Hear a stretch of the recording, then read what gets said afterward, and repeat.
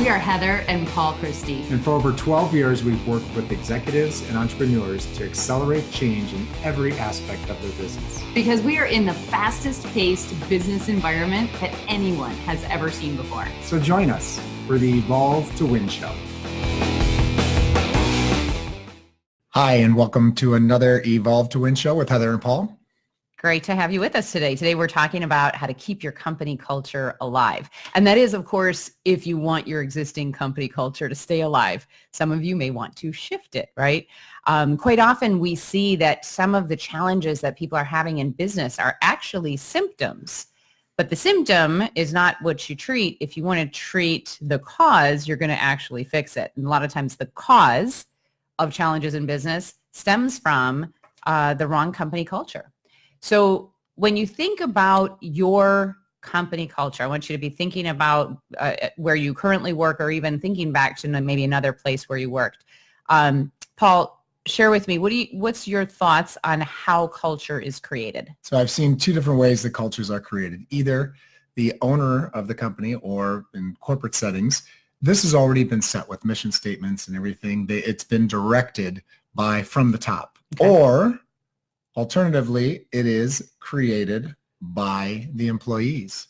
And so unless you create your own culture and head that up, it will be created for you. One way or another, you're going to have a culture in your business. And we all know what that means, right? Or we know how that feels. Or, we've been a part of a company that has either a great culture or, a culture that maybe isn't quite that awesome. Or not so much. So yeah, so your two examples, I think, are another way to summarize that is you either have an intentional company culture, that's the one that's created and developed by the senior leadership team, or you have the unintentional company culture. This is where maybe it's been created and maybe you've got something really nice on the website, your value statement, you might even have it in your lobby, but it hasn't been consistently reinforced. And so therefore it doesn't really exist. Right. It exists in it's like company culture, right? So be thinking right now about your culture. Is it exactly how you want it to be? Is it really, really intentional, and is it intact? And one of the things we know is the companies that are struggling right now with their culture are usually struggling because they haven't really taken the intentional effort to keep it alive. I want us to give a couple of examples. So it's defining it first, and then it's keeping it alive, because that's something that you just can't. I kind of think about it as working out. So working out's great. You start to feel good, but if you miss one day, a week, 2 weeks, it starts to slip. And then you start seeing yourself and you're like, boy, this thing, I'm not looking as good as I did before. So it will slip. So what I think you were going to say is something about the fact that you have to keep the culture alive. You have to work on it consistently. So how do you do that? Constantly. So, okay, right. So first is making sure that it's defined and that it's what you want. We've been part of organizations that have a phenomenal culture, but there were so many points of culture that you really had to be a genius to remember all of them. Yeah, so what are those top few values that are so important to you that, because we human beings have a hard time remembering more than 3. So even if you have a number of points of culture, what are those top 3 that you really want to instill again and again and again? So take Scott Fisher Enterprises as an example. He's got the RCA. He's got 3 points of culture. If you haven't listened to the podcast where we interviewed Scott Fisher from Scott Fisher Enterprises, that's a great one on this topic to look at or listen to. But okay, so how do you keep it alive? We're going to give a couple different examples. First, one of the things that we actually did in our company for years was a really great strategy. We made it a part of our weekly meeting. So we had one weekly meeting that was an operational meeting where we actually were checking in on action plans and results and reviewing KPIs and resetting for the following week. And every single week at that meeting, we opened the meeting with our culture. And the way that we did that is we had this little award. Let's pretend this is our award. It was actually a cute action figure that we used. And let's pretend that I had the award from last week because I had demonstrated a point of culture. What I would have to do then is we would sit down at the company meeting. The week prior, all week long, I was watching my various team members to look for who stood out as really exemplifying one of our points of culture. So I would say, Paul, I'm going to give you this action figure because you exemplified communication this past week. And here's how Paul did it. And I would actually tell the story about how I saw Paul working with one of our clients who was having a challenge, and the way that he communicated by listening and asking questions. And I took our point of culture and I married it with an actual real life story. And I think this is what's really critical, is points of culture can really seem theoretical at times, right? They can seem sort of like, ooh, integrity. Well, what does that actually mean, right? Communication, what does it mean? So actually making the definition. And it makes it come alive as well. So it's one thing to be theoretical, but it's the other thing to actually bring it to life. But I loved, and it's really funny because I forgot that we used to do that. You did. And that was such a great way to bring culture alive, because a lot of companies believe that that a culture is just like having a foosball table in the middle of their break room or whatever, or, we have special lunches, or we have, like a party or something Jeans like on that. Friday. Right. Yeah. And it can make it, and it certainly makes it, more, comfortable for people to do. But when you are asking somebody to, look back on the week to figure out who was, displaying the culture that we want to represent, within our company. That was really cool. So, and another reason it was cool is whoever had the prize for the week, all week long would be looking around the team to see if they could catch someone doing something right. And what happens in reality, at least what happened for us, is it was everywhere. We saw it from all of our teammates all the time.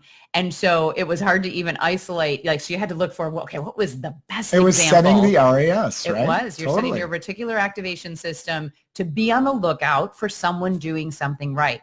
So what's great is it truly, truly kept our culture alive. And it helped us by going through all the different points. Because again, at that time, we had 14 points of culture. So it helped us by every week bringing one up, bringing it up.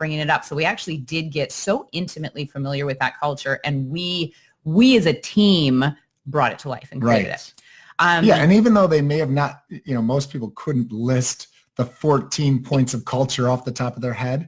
They knew a couple of them because they were either looking for that at one time or another, or they were trying to display it themselves so that the person who had this great prize or representative of the acting of the culture was, you were showing that off so that you could receive that possibly. And what's fun is you get to then keep it on your desk. I'm looking around in our office right now to see if we have one of those action figures handy. I think it's down in my office. I think I've kept it. But this is fun. It's kind of fun. It's kind of cool. It's a great way to start a meeting with acknowledging somebody else. So that's one example. I'd like to give one other example, and that's this whole concept of using ambassadors. And you can do that either internally with your employees, which is basically creating a committee. We just met with a client last week. They have a phenomenal culture, and one of the ways that they do it is they have people in every different role throughout the organization. So it's not just one level, one position, but all different levels of the organization, all different branches. And they have a culture committee where they meet on a regular basis. They come up with culture ideas. They put it in their monthly newsletter. So they've got various ways that these ambassadors internally will be, keeping that culture alive. Right. And then also share the story about the external, using the ambassadors with your clients, having your clients be your culture ambassadors. Yeah. So we have a client that, runs a membership site, and it's a paid for site and has thousands and thousands of people on it. But what he's done is he's asked some of the people that have been around the longest in his membership site to become an ambassador for keeping the culture within. So somebody needs, anytime that you have an online membership program, especially if you're running through Facebook, you have to somehow make sure that if somebody breaks bad, that you can call that person out and remove them from the membership site, so they don't, they kind of don't taint the culture and poison the well. Exactly. So what they've done is they've asked people to do that.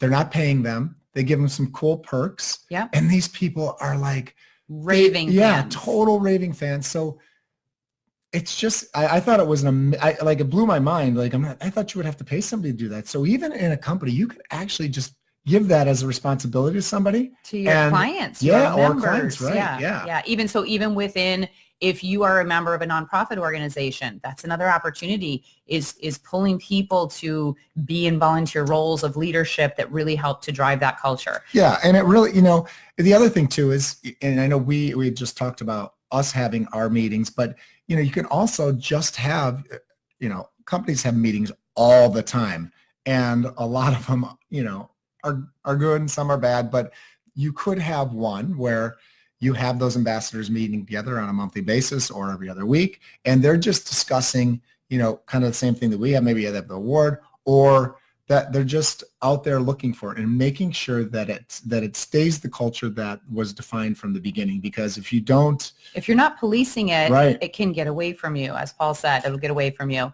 So, again, is your culture intentional? Is it unintentional? If it's unintentional and it's time to regroup, get a team of people together. And by the way, it doesn't have to be just senior leadership. In fact, if you're going to revamp the culture, I would strongly consider pulling people in from all different levels of the organization to recharge the culture that you actually want. Make sure that it's defined and it's defined clearly.